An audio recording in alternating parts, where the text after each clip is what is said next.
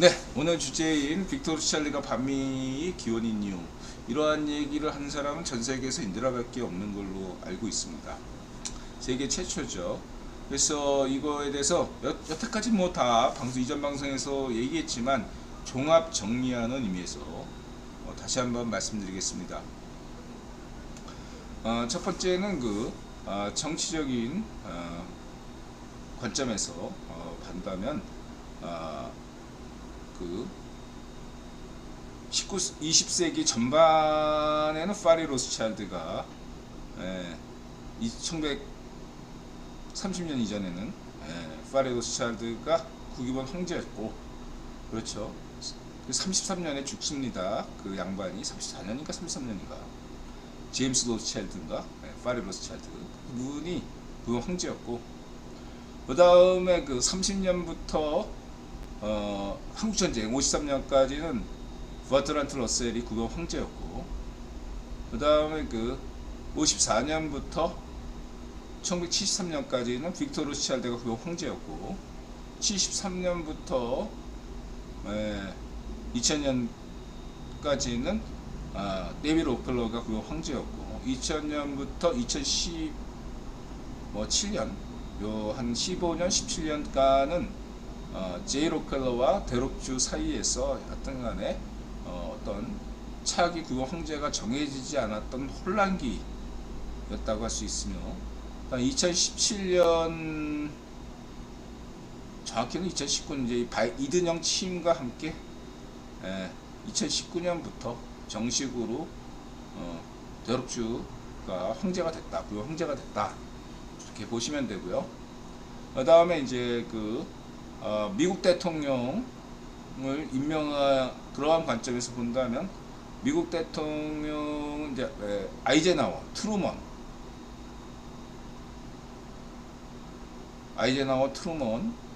그 다음에 누구죠? 갑자기 생각 안 나는 1930년대 미국 대통령. 이 사람들을 임명한 것은 버트란트 러셀이다. 반쪽 일성과 이승만 대통령을 임명한 것은 버트란트 러셀이다. 처칠을 임명한 것도 버트란트 러셀이다. 이렇게 보시면 되고요. 그렇다고 한다면 빅터 로스차일드가 임명한 미국 대통령은 언제부터냐? 케네디 때부터다. 케네디. 한국에서는 박정희 대통령. 이렇게 보시면 되겠습니다.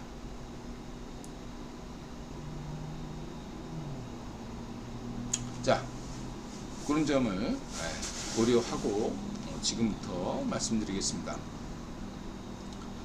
그렇다고 한다면, 자,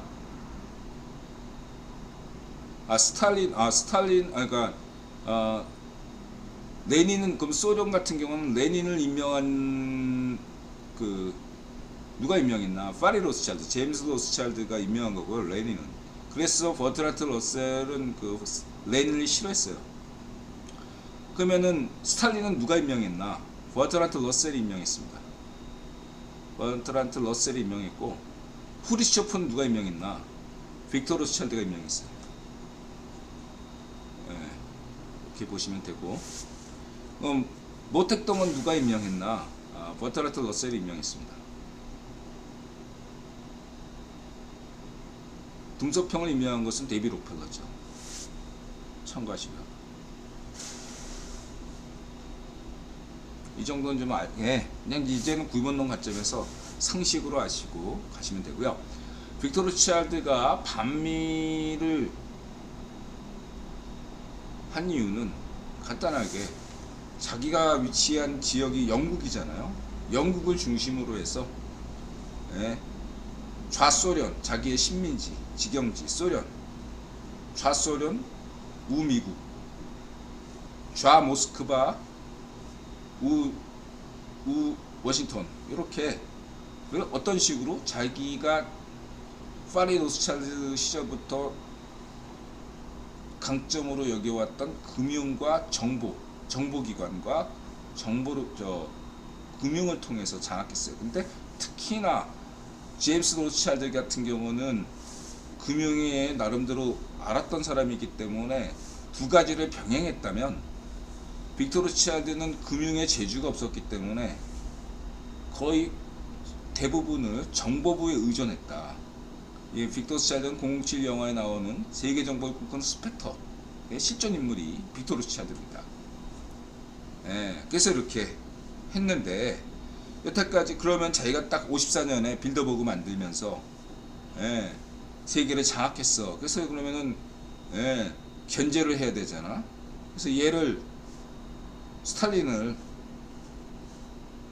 아웃시키고 후르시프를 내세우고, 그죠? 그 다음에 이쪽은 아이젠하워를 내려와야 되는데 아이젠하워가 워낙 인기가 많다 보니까 2차 대전 영웅이니까 못 내려오잖아. 그래서 조금 더 늦게 예, 미소 양국 지도자를 한꺼번에 낙마시킬 수 없으니까 먼저 50년대 반소부터 하고 예, 반공정책을 해가지고 반소, 그래서 스탈린 격함동 뭐 이런 걸 하고, 그 다음에 10년 뒤에 이제 베트남 전쟁을 일으켜가지고 그 다음부터 반미죠. 반미의 기원은 언제부터죠? 바로 베트남 전쟁이죠. 여기서 묘하게 여러분들 이걸 아셔야 돼요. 네, 그러면 빅터 로츠차일드는 왜 베트남 전쟁을 일으키고 확전을 시켰나? 미국을 엿먹이려고 했던 거죠. 데이비 록펠러를 엿먹이려고 했던 겁니다. 자기의 구별 황제 지위를 확고하게 하기 위해서는 누군가 욕먹어야, 자기 대신 욕먹어야 되잖아요. 자, 생각해 보세요. 그 전에는 일본과 독일이 욕을 먹었던 히틀러와, 걔는 파시스트니까 당연히 욕을 먹어야 되겠죠. 그 이전에는 뭐가 있었죠? 막 영국, 프랑스의 제국주의가 있었습니다. 엄청나요, 여러분. 영국, 프랑스가 저지른 죄악에 비해서 미국이 저지른 죄악은 죄도 아니야. 여러분들이 기억을 못할 따름이고 역사서에서 제대로 기록을 안 할 따름이죠. 그쵸? 자, 제일 좋은 방법은 인류의 질투심을 한쪽으로 몰아가는 거예요. 예? 히틀러, 일본, 무솔리니 이런 식으로 이런 식으로 몰아가는 겁니다. 그래서 자기는 뒤에 딱 있는 거지. 그래서 다음 타겟은 스탈린, 스탈린 격하운동. 그래서 스탈린 비판은 또 많이 나오잖아. 이게. 레닌, 트로츠키에 대한 비판은 별로 없어요. 트로츠키가 인간 도살자임에도 불구하고 별로 안 나와, 역사서에서. 스탈린에 대한 어떤 문제만 많이 나와. 모택동에 대한 문제만 많이 나오고.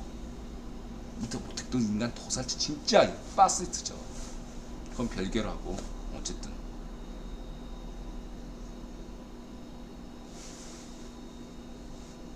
전 세계의 반미의 기원은, 주체는 빅터 로츠차일드고, 빅터 로츠차일드가 구별 황제를 지속시키기 위해서 미국을 엿먹이고 자신의 식민지였던 미국을 계속 식민국가로 만들기 위해서, 독립국가가 아닌 식민국가로 만들기 위해서, 그 다음에 커져가는 데이비 록펠러 권력을 약화시키기 위해서 반미, 베트남 전쟁을 확전시킨 것던 겁니다. 그래서 1967년에 CFR을 장악했던 데이비 록펠러가 미국 구병 귀족들과 함께 혁명을 일으킨 거죠. 더 이상 이대로는 안 된다. 이대로는 미국 민주당이 무너진다.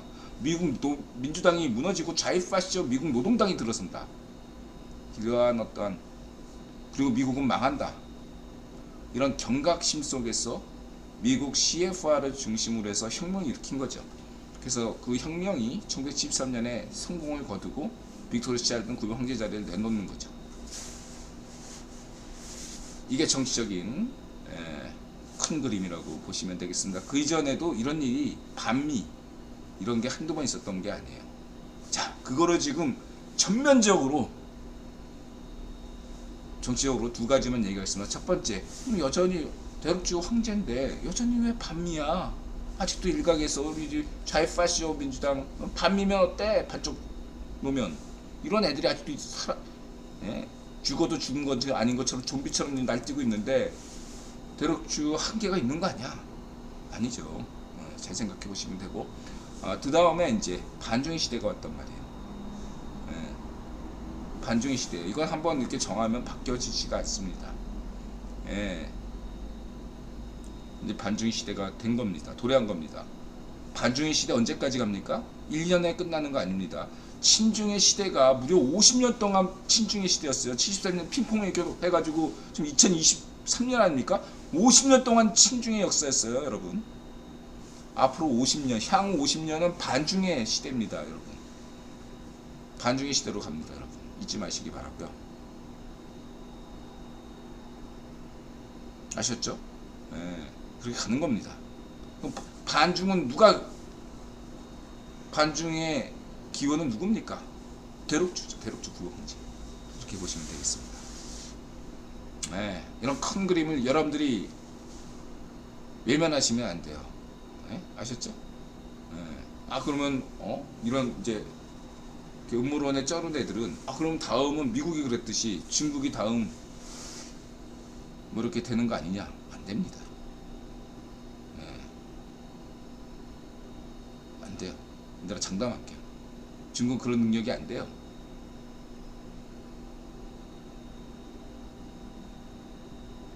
중국이 그랬으면 이미 일본이 했어. 예. 어떻게 일본하고 중국이 아니에요. 예? 일본이 과거에 유럽 전체 경제력을 다 맞먹는 그런 게 일본이었다고요. 일본이 망했잖아. 아직 뭐 완전히 망한 건 아니지만 중국, 일본 꼴 됩니다.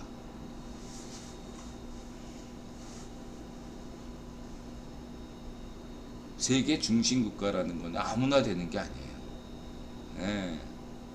빅토 로스차일드 가문이 20세기, 19세기 때 예.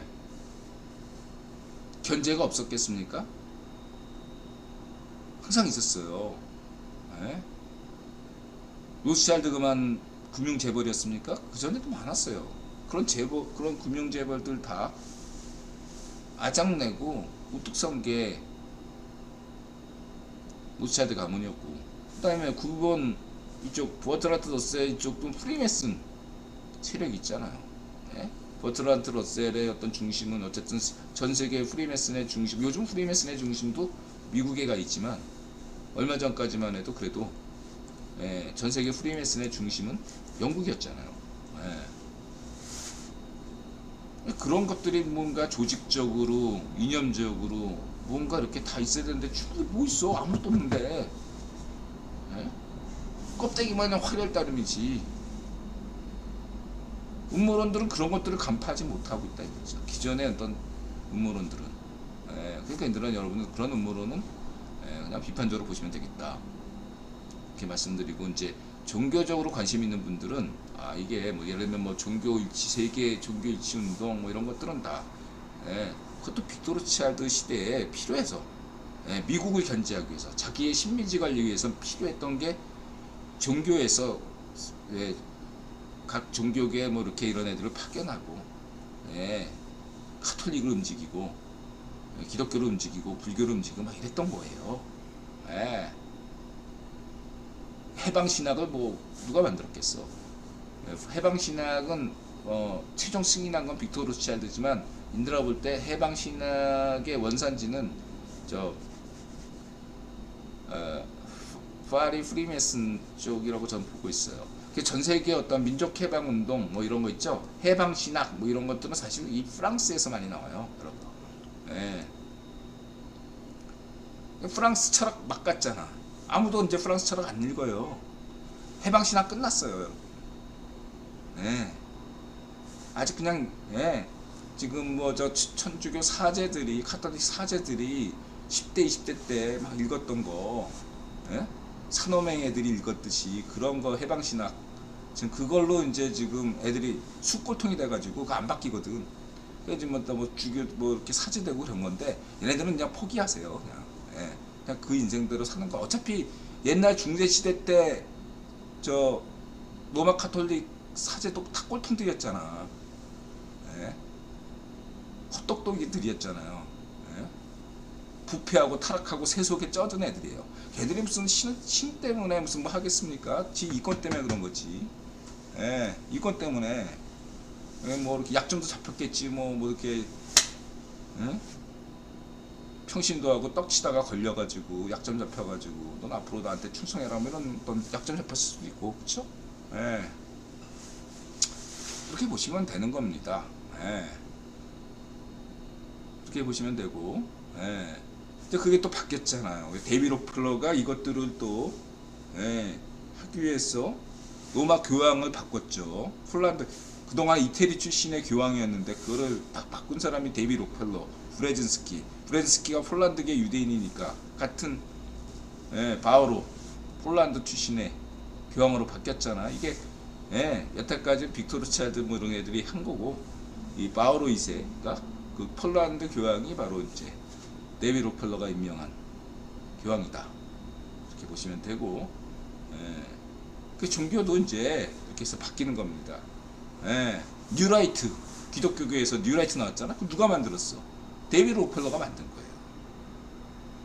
이렇게 보시면 되고, 예. 그렇다고 한다면 아니 빅토르 차일드가 왜 그럼 박정희 대통령을 임명했냐? 여러분 그걸 아셔야 돼요. 빅토르 차일드는 박정희 대통령이 임명해서 경제 발전시키고 그러라고 대통령 임명한 게 아니에요. 빅토르 차일드가, 예, 빅토르 차일드가 박정희 대통령을 임명했던 세 가지 이유를 말씀드릴게요. 첫 번째는 뭐냐? 베트남 전쟁을 확대시키기 위해서, 예, 한국이 필요했습니다. 왜? 한국에 한국전쟁 이미지가 있잖아요. 예, 그거를 다 없애버리려고 해요. 한국전쟁에서 유엔군과, 예, 예, 유엔군이 천사, 말하자면 중공군이 악, 그렇게 싸웠잖아요. 50년까지만 해도, 예, 북한군이 있었는데 북한군이 50년대 다 전멸했어요. 그래서 51년부터의 전쟁은 순전히 유엔군과 중공군의 싸움이었습니다. 중국군이 주력이었어요. 북한군은 없었어요. 예, 거의 없었어요. 그냥 전멸했어요, 여러분. 51년부터는 국제전쟁이에요. 제3차 대전입니다, 여러분. 북한군 없어요. 예, 가용 능력이 없었습니다. 50년까지만 가능했어요. 자, 그렇게 보시면 되고, 그래서, 예? 박정희 대통령 첫 번째는 이런 어떤, 예? 대한민국의 이런 이미지를 어떻게? 미국도 2차 대전의 승전국 아닙니까? 그렇죠? 이 이미지를, 예? 전 세계가 그래서 친미였는데 베트남 전쟁으로 인해서 반미로 바뀌었잖아. 그런 것처럼 대한민국의 이미지도 어쨌든 유엔데이 이런 것처럼 그런 이미지에서 베트남 전쟁에 참전시킴으로써 오명을 만들게 하겠다. 이게 첫 번째 빅토르 차일드의, 예, 입장에서 베트남 전쟁 확전. 두 번째는 뭐냐?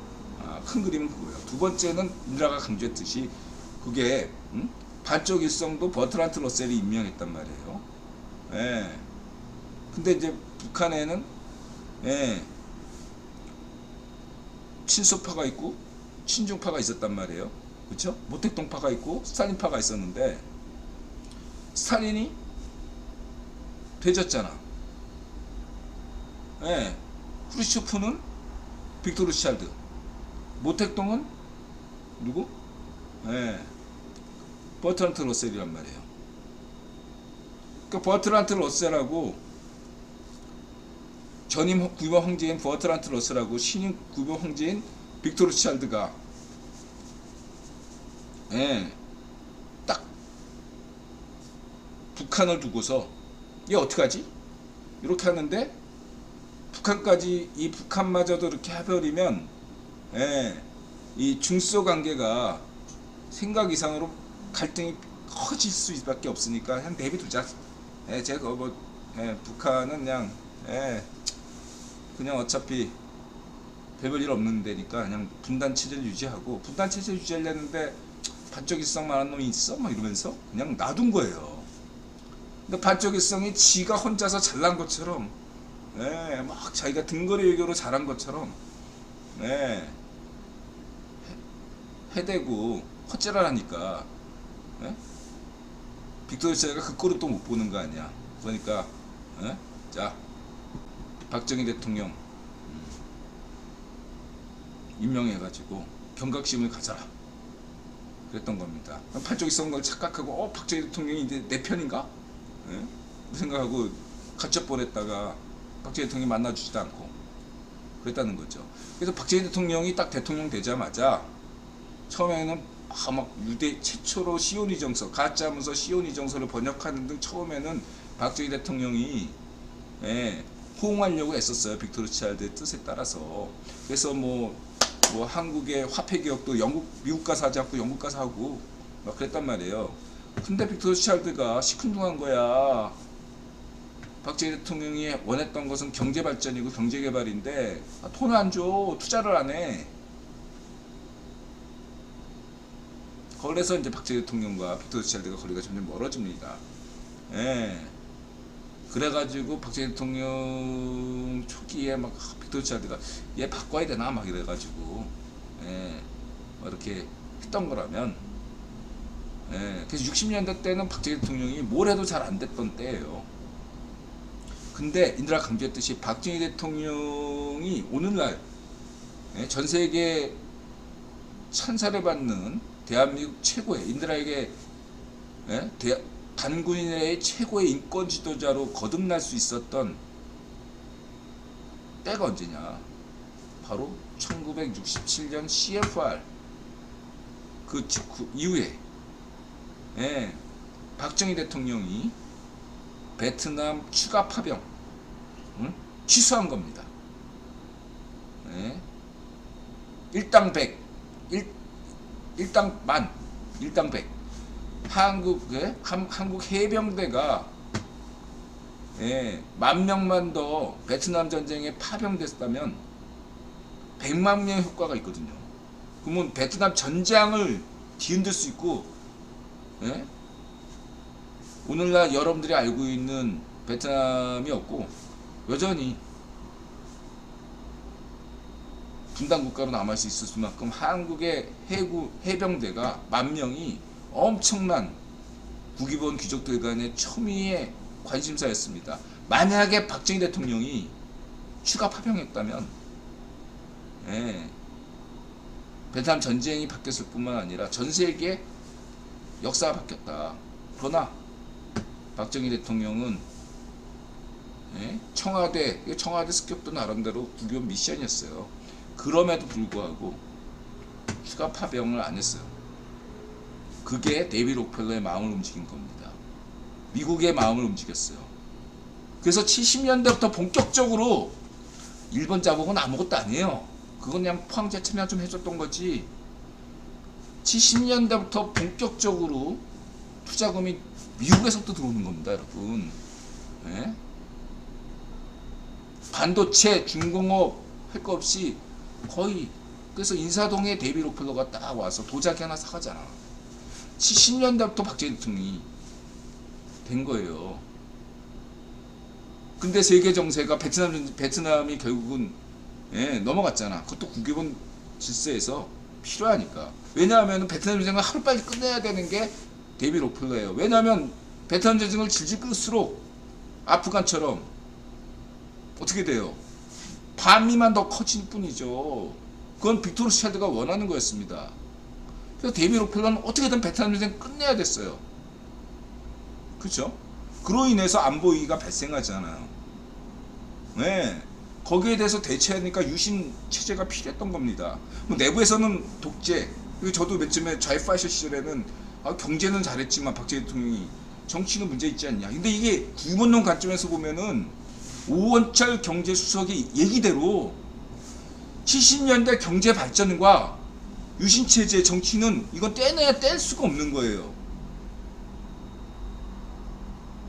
그거는 같이 갈 수밖에 없는 겁니다. 그 당시에 이러한 70년대 경제 발전할 때 유신체제 없이는 불가능했어요. 저도 이걸 이해 못했어. 20년 동안. 아니 좌이파이셔 때는 아예 이해하려고도 안 했고, 구본론을 정립한 10년 동안도 그래도 경제는 잘했지만 박정희 대통령 존경할 만하지만 유신체제는 비판해야지. 그게 정상 아닌가? 이렇게 생각했던 게 인디라였어요. 근데 구원론을 제대로 이 역사를 그 전에는 막 그냥 다 그냥 모든 건 다 로스차일드 가문이 다 한 것처럼 그 어줍지 않은 음모론을 초기했던 초기의 구원론 같죠. 정보가 부족했죠. 그때는 정보가 부족하니까 그냥 그렇게 했던 건데 이제 명확하게 보여요. 그 점을 여러분들이 아셔야 되겠다. 그래서 이계성 평신도는 걱정하지 마시라. 한국 천주교는 바뀔 수밖에 없고 변모할 수밖에 없다. 그러기 위해서는 한국 카톨릭의 청년들이 다시금 새로운 평신도 운동을 하셔야 된다. 지금 이대로면 한국 카톨릭 미래 없습니다. 개신교 기독교인들이 맨날 기독교인 숫자 줄어든다고 걱정하죠. 그보다 급감하는 게 기계성 평신도도 잘 알겠지만 카톨릭 숫자는 더 줄어들어요. 인들아 80년대 때는 영화만 나오면 다 목사들은 다 목사 개독교 이러면서 영화들 자체가 다 개신교인을 비판하고 신부만 나오면 다 긍정적이었어요. 명동성당 6월 왜? 구기본은 왜? 6월항쟁 일으킨 것도 구기본이거든요. 6월항쟁의 그 어떤 성지로 명동성당을 꼽았을까요? 이걸 아셔야 돼요. 전 세계 대부분의 이런 어떤 혁명이나 쿠데타, 폭동은 배후가 구기본입니다. 6월항쟁 누가 일으켰어요? 5월항쟁 누가 일으켰습니까? 구기본이 일으킨 겁니다. 이걸 아셔야 돼요. 필요해서 일으킨 겁니다. 이제는 끝났어. 한국 카톨릭이 50년대, 60년대, 70년대까지는 한국 기독교인들이 필요했다면 80년대, 90년대 지금까지도 나름대로 한국 카톨릭이 역할이 있었다고 저는 긍정적으로 봅니다. 그러나 이제 니들의 미션은 끝났다는 거죠. 이런 수국골통이 됐어요. 이제는 한국 카톨릭이 수국골통이 됐습니다. 새로운 주류가 나타내야 된다 이거죠. 그래서 여러분들은 이계성 평신도의 말씀을 잘 듣고서 반드시 이계성 평신도처럼 말씀대로 가라는 얘기가 아니라 이제 청년들이 새로운 청년들이 한국 카톨릭을 구원할 때다. 마치 지난 1870년대 로마 점령으로 교황령이라는 것을 잊고 나서야 한국 세계 로마 카톨릭이 살아났거든요. 그 전까지 교황과 대주교들은 썩어 빠졌죠. 전 세계 카톨릭들이 다 비난했어요. 그런데 오히려 모든 걸 다 세속적인 걸 모든 걸 다 잃고 나니까 비로소 다시 로마 카톨릭이 자신의 권위를 찾아가기 시작했던 겁니다. 물론 그냥 그 후로도 이 로마 교황청 찐따들은 교황이나 이런 찐따들 계속 뭐 히틀러도 지지하고 일제 군국주의도 지지하고 요즘은 또 뭐 시진핑 중국 공산당하고도 약간 점심이 있고 이러잖아. 얘네들은 교황들은요. 여러분들 저 카톨릭 신자라고 교황 뭐 이렇게 지지하지 마시고요. 교황 목을 잘라야지 여러분들이 한국 세계 로마 카톨릭이 삽니다. 제 입장은 그래요. 저는 뭐 개신교인도 아니고 그냥 신을 믿지만 뭐 불교인도 아니고 뭐 프리메슨도 아니고 아무것도 그냥 아무 종교 없습니다. 저는 그냥 전 세계 카톨릭의 부흥을 바랍니다. 저는 카톨릭 부흥뿐만 아니라 기독교의 부흥도 바라고 유대교의 부흥도 바라고 이슬람의 부흥도 바랍니다. 다만 각 종교마다 안에 있는 썩어빠진 수구꼴통 종교를 이용해서 자기의 이권을 갈취하고 세계 평화를 저해하는 세력들은 각 종교인들이 내부에서 정화시켜야 되겠다. 타 종교가 와서 뭐 어쩌고 하는 게 아니라 자기 종교를 자기 종교 내부에서 덮어둘 것이 아니라 썩어빠진 거 다 드러내고 도려내야 되겠다. 이렇게 말씀드리고 있습니다. 그게 종교개혁이다. 그런 말씀을 드리고 넘어가겠습니다.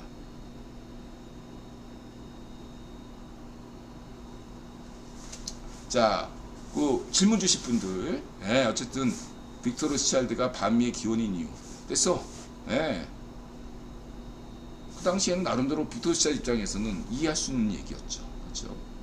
그리고 마지막으로 박정희 대통령 빅터 로스차일드의 의도 박정희 세 번째 이 의도는 어떤 것이었냐면 이건 이제 첫 번째가 이제 베트남전 확전을 위해서 필요했다. 근데 박정희 대통령이 싹 돌았으니까 나가래가 됐죠. 두 번째는 이제 그 반쪽일성이 얘를 어떻게 대안이 없네 그냥 내비둔 거거든요. 그래서 정통성이 있는 박정희 대통령은 정통성이 있잖아. 동학혁명가의 아드님이잖아요. 반쪽일성은 애비가 반쪽이잖아. 마약 팔던 반쪽이잖아. 정통성이 없거든 걔는. 그러니까 정통성 있는 박정희 대통령을 낳았으니까 북한에서 동학혁명, 정약용, 그 전까지 50년대까지만 해도 정약용 선생, 시락, 무슨 뭐 동학운동 싹 다 사라졌어요. 박정희 대통령 때문에. 그거 참고하시고요. 그 다음에 이제 그 마지막으로 이제 견제하기 위해서 한 거다. 근데 세 번째는 뭐냐면은 이 당시에 일본은 어떤 위치냐면 버트란트 러셀의 영향이 가장 있기는 셌습니다. 실제로 일본의 복지 체계를 만든 건 버트란트 러셀이 만든 거예요. 50년대 때. 버트란트 러셀 작품이에요. 모택동은 뭐 주은내 통해서 모택동 중국공산을 움직이듯이 이렇게 한 거고. 그래서 이제 동북아 정세에서 빅토르 로스차일드가 박정희 대통령을 이렇게 했던 것은 그냥 여타 제3세계 독재자들처럼 그냥 그렇게 악마화 시키려던 게 빅토르 로스차일드 입장이었어요. 근데 박정희 대통령이 웬걸 전 세계 독재자 중에 이런 독재자가 없어. 대부분의 지금 요즘 그 아프리카 국가들 보세요. 다 문전비나 반쪽 놓으면 뭐 이런 애들처럼 다 썩어 빠졌잖아. 돈 밝히고. 박정희 대통령이 일화 보세요. 막 일본의 그 흑룡회가 접근하고 무슨 미쓰비시가 접근하는데 자기 능력만 본다. 아무리 밑에서 막 관료들 매수해가지고 막 그 사건 딸려갈 때 NO 했던 사람이 박정희 대통령이에요. 문전비나 지명이 반쪽 노면 같은 경우는 해먹고 그냥 뭐 시계 버렸다 논밭에 이렇게 할 텐데 박정희 대통령 노 해버린 사람이에요. 이걸 원했거든. 박정희 대통령을 최대한 부패하게 만들고자 했던 게 빅토르 로스차일드인데 이 세 가지가 다 모델이 망가졌습니다. 이 비동맹 민족해방운동을 이제 만든 것도 반미를 위해서거든요. 그리고 박정희 대통령이 반미에 투사했단 말이에요. 전적이 제주도 하면은 그 4.3항쟁 그 4.3항쟁을 거부했던 사람이 누굽니까? 박정희 대통령이에요. 여수반란 사건. 그리고 자기 형이 박상혁 그저 김종필 장인어른이 박정희 대통령이 가장 존경했던 인물이고 대구 항쟁 때 돌아가신 분이에요. 박정희 대통령이 가장 의존했던 분이 그분이에요. 이름이 저 김종필 장인어른이에요. 박정희 대통령이 교사하다가 일본 교장하고 싸우고 장례를 고민할 때 어떻게 하다 이게 말빨로는 도저히 안 되고 힘을 질러야겠다. 어떻게 할까? 고민할 때 만주로 갈까? 그럴 때 조언을 구한 사람이 바로 그 김종필 장인어른이에요. 그분이 만주 육사로 가라 그렇게 해가지고 간 겁니다. 참고하시길 바랍니다. 박정희 대통령이 그렇게 끔찍하게 여기 때문에 자기 조카를 김종필하고 김종필을 믿으니까 김종필 풍문화 김종필 선생을 믿으니까 그 조카하고 결혼시켜줬지 안 시켜줘. 웬만해서 안 시켜줘요. 참고하시기 바라고요. 박상희. 자 이렇게 말씀드리고 뭐 BTS 뭐 그런 얘기 쭉 보세요. 시시콜콜한 얘기 블로그에서 했던 얘기. 자 오늘은 여기까지 방송하도록 하겠습니다. 질문 주실 분들 질문 주시고요. 뭐 너무 미친 게 있나? 이탈리아에서 살아남기. 신 또 보시고요. 정체성과 미션. 예, 좋은 얘기고요. 그 다음에 뭐 비보이.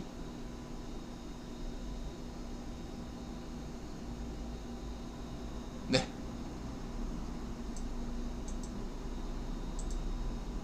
자, 12시 전까지 10분 남았네요. 네. 질문 주실 분들 질문 주시고요. 없으면 방송 끝내겠습니다. 네. 한 5분 정도 테니까 갔다 올 테니까. 한국의 베트남 파병이 베트남 전쟁을 길어지게 만드는 요소였나? 일당백 10,000명이면 종쟁 종식은 힘들었다. 저는 그렇게 보고 있는 거예요. 그러니까 베트남 전쟁의 초기에 투입될 때까지만 해도 빅토 로스차일드의 요구였는데, 결국은 빅토 로스차일드가 케네디를 암살한 것도 저는 베트남 전쟁 때문만이 아니에요. 제가 볼 때는 처음에는 그러니까 케네디가 빅토 로스차일드한테 고맙다고, 자기가 대통령 된 거는 빅토 로스차일드 덕분이라고 얘기할 정도예요. 로스차일드 가문 덕분이, 유대인 덕분이라고. 그래서 닉슨이 그다음부터 나는 케네디에게 진 게 아니라 유대인에게 졌다, 이러고 막 떠들고 다녔어, 닉슨이. 그래서 그걸 눈여겨본 데이비드 록펠러가 닉슨을 임명한 거고. 어쨌든 중요한 건 처음에 한국군이 베트남에 파병됐을 때는 빅토 로스차일드나 전 세계 굵은 귀족들이 이 정도일지는 몰랐던 거예요. 한국군이 이렇게 정도로 잘 싸울 줄을 다들 몰랐어. 몰랐는데 막상 생각보다, 왜 김우중처럼 세계 경영, 잠시 소련이 망한 다음에 구병 귀족들 지분 정리할 때쯤에 잠시 이렇게 대리사장 임시로 맡겼던 김우중이 딱 맡겼는데, 김우중이 일을 너무 잘하는 거야, 세계경. 그런 것처럼 잠시 좀 이렇게 좀 베트남 전쟁을 조금 더 질질 끌게 하기 위해서 한국군 파병시킨 건데, 웬걸 이거 이러다가 하는 남베트남이 이기게 생겼어. 그 정도로 한국군이 너무 잘 싸우는 거예요. 뭔 말인지 알겠죠?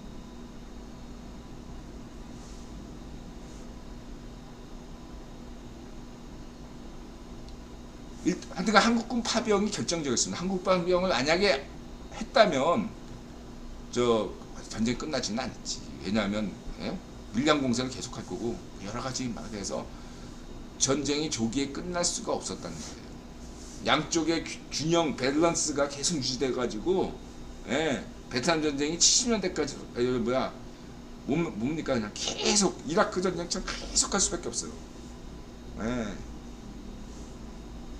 만약에 우리나라가 약간 과장돼서 했지, 뭐 전쟁의 판도를 바꿀 수는 있지만 전투와 전략은 또 다른 거죠.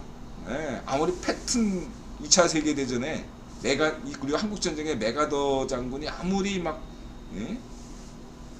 패튼 대전차가 밀고 가든, 메가더 장군이 인천 대상륙 작전은 아주 기막힌 작전을 쓰더라도 전략 자체를 가지고 있는 한, 힘은 국유본이잖아.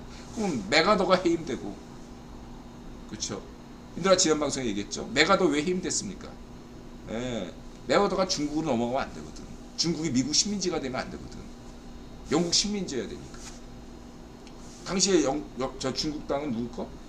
버트란트 러셀 땅이었거든요. 근데 메가더가 같은 인도라 얘기했죠. 버트란트 러셀도 프리메슨이라고 할 수 있고, 메가더도 확실한 프리메슨이고, 트루먼도 프리메슨이지만, 중요한 건 프리메슨들은 조국이 있다는 얘기입니다. 정확히는 출생지 조국이 아니라 세례를 받은, 프리메슨 서약을 받은 데가 자신의 조국이에요. 만약에 뉴욕에서 프리메슨 서약을 받았으면 그 사람은 뉴욕에서 사는 프리메슨이에요. 한국 최초의 헐버트인가? 그분인가? 그거 있잖아요. 한국에 영국인이자 유대인인 분이 한국에 와서 항일운동하다가 돌아가셨잖아요. 이분은 한국 최초의 프리메슨 지부를 만든 분이잖아요. 그러니까 이분은 한국이 자기 고향인 거예요. 한국이 자기 고향이기 때문에 한국을 위해서 싸운 겁니다. 일본 프리메슨에서 서약한 사람은 일본을 위해서 살다 죽고 그런 게 있어요. 그러니까 메가더는 미국을 위해서, 미국의 이익을 위해서 중국으로 들어가려고 했는데 부아트란트 러셀, 얘들은 이권 침해니까 철저하게 메가더를 막았던 거고, 구경 황제니까 트루먼에게 지시해서 잘라라 이렇게 얘기한 거죠. 트루먼이 자른 게 아닙니다. 버트란트 러셀이 자른 거죠. 그럼 버트란트 러셀이 왜 잘랐냐? 저는 버트란트 러셀 좋아합니다. 수학자고 철학자. 하지만 국어 황제로서는 공과가 분명히 있는 거죠. 저는 버트란트 러셀 좋아합니다. 수학자자 철학자고 천재 중에 천재예요. 빅토 로스차일드도 천재죠.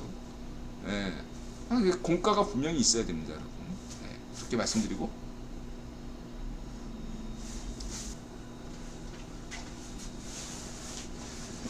마지막 이후 세 번째 얘기를 들었는데, 빅토 로스차일드나 그 이전에 버트란트의 300일원의 그 영국 구경 귀족이나 데이비드 록펠러, 그 다음에 오늘날 데록주처럼 이 구본의 어떤 전략이 바뀌지 않는 공통점이 하나 있어요. 그걸 이제 인드라가 얘기 안 하려다가 세 번째에서 그냥 슬쩍 넘어갔는데 얘기해야 되겠어요. 뭐냐면은 한국이 수천 년 동안 그 반도 국가로서 그 중국에 지나치게 의존적이었다는 얘기죠. 중국 대륙으로부터. 그래서 분단을 하게 되면 섬나라가 되잖아. 섬나라. 사실 한국은 섬나라고 북한은 섬나라가 아니잖아요. 그래서 대한민국이 오늘날 있었던 겁니다. 분단은 한편으로 대한민국의 비극이지만, 한국인의 비극이지만, 다른 한편으로는 대한민국이 오늘날 있게 한 동인이기도 합니다. 그래서 이 가성비, 그래서 2025년부터 이 가성비가 마이너스로 돌아선다고 인더라 강조하잖아요. 그게 분단 체제의 장점이 여태까지 많았단 말이에요. 나름대로 대한민국이 섬나라이기 때문에 중국과 완전히 딱 관계를 이렇게 정리할 수 있었는데, 그게 약 50년 동안 친중 전략 때문에, 구기본의 친중 전략 때문에 다시 대륙과 붙어 먹으려는 그런 잘못된 길로 가고 있다 이거죠. 그거를 문좀비, 주명이 이런 애들이 하고 있다는 얘기입니다. 문정인 같은 애가 뭐 주한 중공군 이런 헛소리 하고 있단 말이에요. 그렇죠? 이제는 그런 것들이 다시금 대한민국이 통일한국이 되더라도 대륙과 다른 해양 국가로서, 대륙 국가가 아닌 해양 국가, 섬나라, 기본적으로 커다란 국제 전략은 20세기, 21세기를 관통하는 것은 유라시아 대륙과 해양 세력이거든요. 그래서 인도도 대륙 국가지만 남아시아, 자꾸 인도를 섬나라로 만들려고 하고, 그렇죠? 인도네시아, 이렇게 아프리카 이런 식으로 자꾸 떼어내려고 한단 말이에요. 유라시아로부터. 여러분들은 이 방송 혹시 시청할 수 있는 국토 전략도 이 관점을 잊으시면 안 됩니다. 지리 정치학, 지정학을 여러분들이 반드시 염두하셔야 돼요. 이것을 지정학을 최초로 이렇게 개념 정립했던, 이론화시켰던 게 300인여의 맥킨더 경이고, 이것들보다 체계적으로 발전시켰던 게 헬기 신자와 브레진스키고, 이런 점들을 잊지 마시기 바랍니다. 오늘은 여기까지입니다. 마음을 열고 자세를 낮추고 세상에 감사한다. 대한민국은 섬나라입니다. 통일한국이 돼도 섬나라여야 합니다. 설사 뭐 이렇게 되더라도 이러한 관점을 잊지 마시고 그래야지 오늘날 대한민국이 더 발전하고 계속 선진국 지위를 유지할 수 있다. 그러나 중국과 붙어먹는다면 대한민국은 끝난다. 이거 잊지 마시기 바랍니다. 마음을 열고 자세를 낮추고 세상에 감사한다. 말자세.